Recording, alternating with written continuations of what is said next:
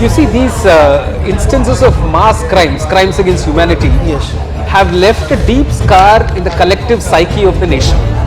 So these experiences are hard to forget, and these traumatic experiences have been handed down from generation to generation. So everybody needs closure. You heard the word closure. Yes. That I need to see that justice is done.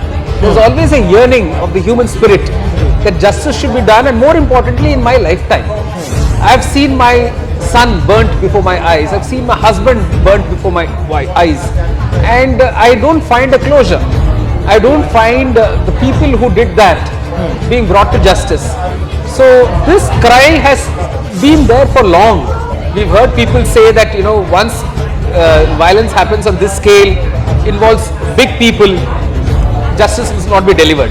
I wanted to actively work at changing that perception.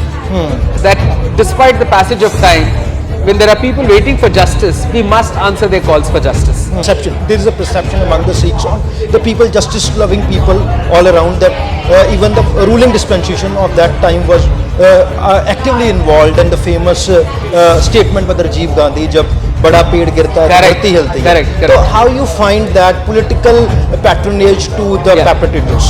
Government of the day controls who will be the investigating officer, which will be the police team. They control various aspects of investigation, and protecting witnesses is actually a very important task. Unfortunately, there is no separate police force.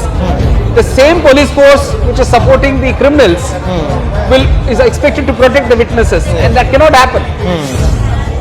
Even when you have a special police force, let's say CBI, that is also answerable only to the central government.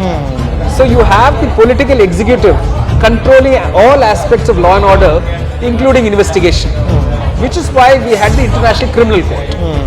So the International Criminal Court came about because they found that countries in Africa, for instance, or South America, other parts of Asia, were not willing to investigate crimes committed by political actors. So when it was happening on the 1st of November 84, and all was happening in the streets of Delhi, where the Supreme Court is situated, how you explain that indifference? I can't. So I think we needed to be a responsive court, just like the coronavirus. We were expecting a court will react to it. Some high courts did on their own react to it. Like in the 2020 riots, the Delhi High Court reacted to it. So there are some high courts which do react, but some high courts which do not. So it all depends on the Chief Justice at a given point in time, how much he is able to take matters to question the authority, to question the government.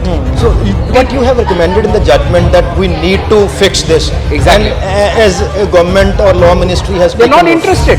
See, the new laws that have been made, they don't define crime against humanity. Okay. You are hopeful about the future? I always have to be hopeful. That is what life is all about.